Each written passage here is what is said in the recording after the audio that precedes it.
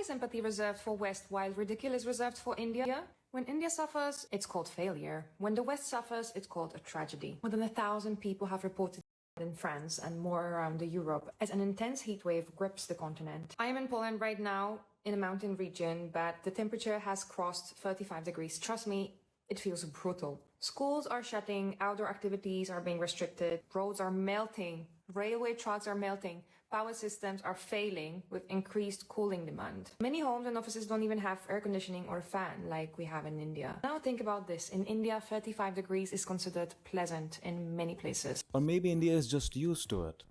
But the main thing is that when it happens in the West, it's a global issue. It's something worth considering. It is a natural phenomenon and the weather is brutal. But when it comes to India, the context shifts from climate to infrastructure and people and civic sense and all these random things. I'm not saying that these things don't play a role. When anything happens in India, the whole blame is shifted on the people, the government and all that. Even Indians themselves do that. It just shows how biased and prejudiced the mainstream media is. Indian summers regularly cross 40 degrees and in several regions even touch 50 degrees Celsius. Yet whenever India faces a challenge, foreign media is quick to call India backwards. But today, where are those headlines? Remember when photos of an Indian sleeping on Versova beach or in parks during power cuts were circulated around the world? Because that is what people are used to, that is what they want to see, that is what they have in their mind. Anything bad happens in this world, it could easily be associated with India. I mean, at this point, it feels like it's just forced, like a planned propaganda.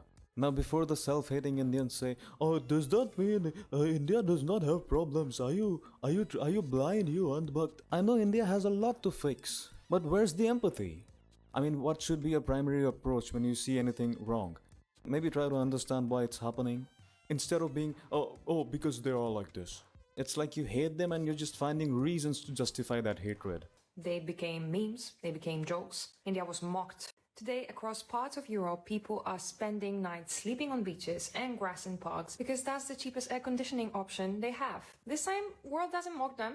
It doesn't mock them because apparently they sweat gold and silver and diamond. It doesn't mock them because it's not something to be mocked for. Where is humanity? It empathizes. Empathy is exactly what every human deserves. You can see reports of European Commission staff complaining that air conditioning remained on in few offices only for senior officials while junior staff worked without it. In scorching heat, is there a class system in Europe? Many have called it modern form of class privilege. Well, because corruption exists everywhere. It's not India specific. If you believe otherwise, you're just delusional.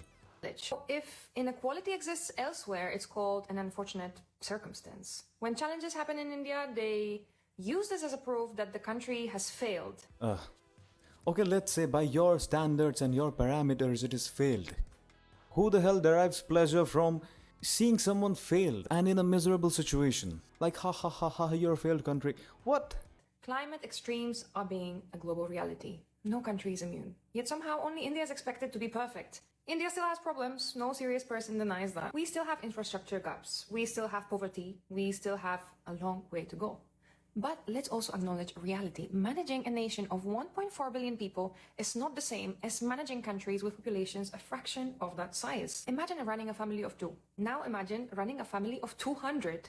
The scale changes everything. Despite that, India has built one of the world's largest metro networks, expanded highways, airports, digital payments, affordable cooling, and public infrastructure at an unprecedented pace. And why and how and when was this normalized? Over the last decade.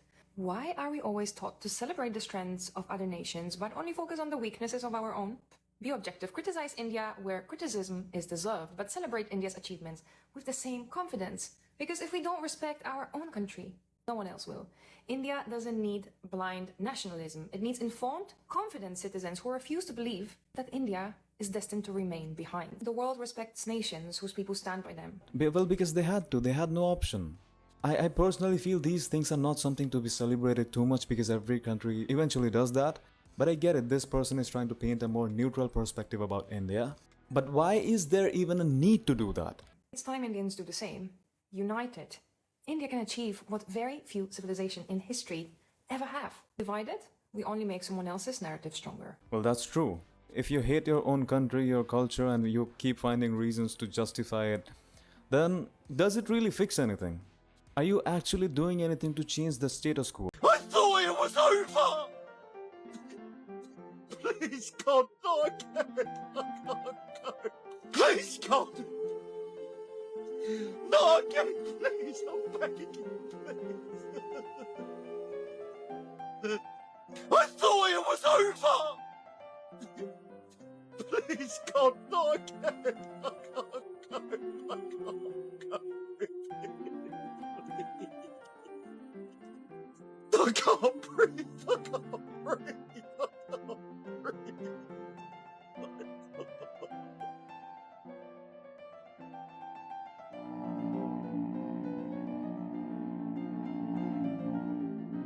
Yes, summers can be brutal.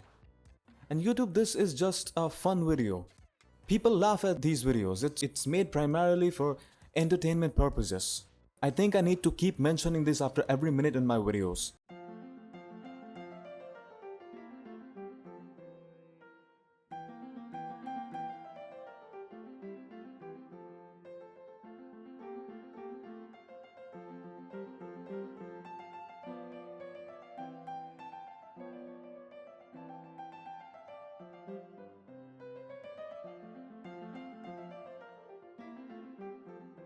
This is horrible, this is sad, and this is the West.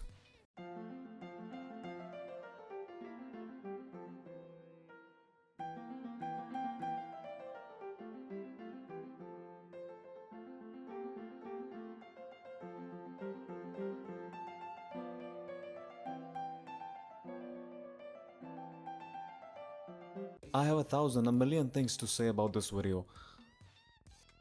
So many different opinions. Should I share them? What happened to infrastructure? What happened to civic sense? Oh, nobody cares because it's not in the agenda of mainstream media. As you all can see, this video was not planned at all. This is, you can say, just my reaction to the last video that was taken down for weird reasons. But anyway, keep sending your topics. And as I always say, propaganda doesn't change reality.